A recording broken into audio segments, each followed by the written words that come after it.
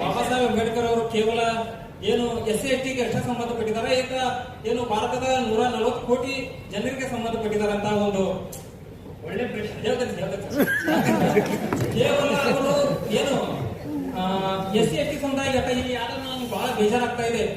ಏನು ನಮ್ಮ ಬಾಬಾ ಸಾಹೇಬ್ ಅಂಬೇಡ್ಕರ್ ಅವರ ಫಾಲೋವರ್ಸು ಯಾರು ಮರಾಠ ಸಮುದಾಯದಲ್ಲಿ ಇದಾರೆ, ಲಿಂಗಾಯತ್ ಸಮುದಾಯದಾಗ ಇದಾರೆ, ಮುಸ್ಲಿಂ ಸಮುದಾಯದಾಗ ಇದಾರೆ, ಕ್ರಿಶ್ಚಿಯನ್ ಸಮುದಾಯದಾಗ ಇದಾರೆ, ಸಿಖ್ ಸಮುದಾಯ ಎಲ್ಲಾ ಸಮುದಾಯದಾಗ ಇದಾರೆ. ನಾವು ಈಗ ನೋಡ್ತಾ ಇದ್ದೀನಿ SC ST ಬಿಟ್ರೆ ಬೇರೆ ಯಾರೋ ಬಂದಿಲ್ಲ.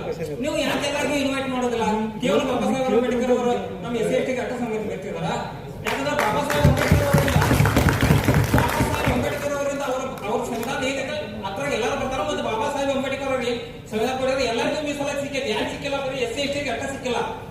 ಬ್ರಾಹ್ಮಣರಿಗೆ ಸಿಕ್ಕೈತಿ, ದಲಿತರಿಗೆ ಸಿಕ್ಕೈತಿ, ಲಿಂಗಾಯತರಿಗೆ ಸಿಕ್ಕೈತಿ, ಮುಸ್ಲಿಂ ಸಿಕ್ಕೈತಿ, ಎಲ್ಲರಿಗೂ ಸಿಕ್ಕೈತಿ.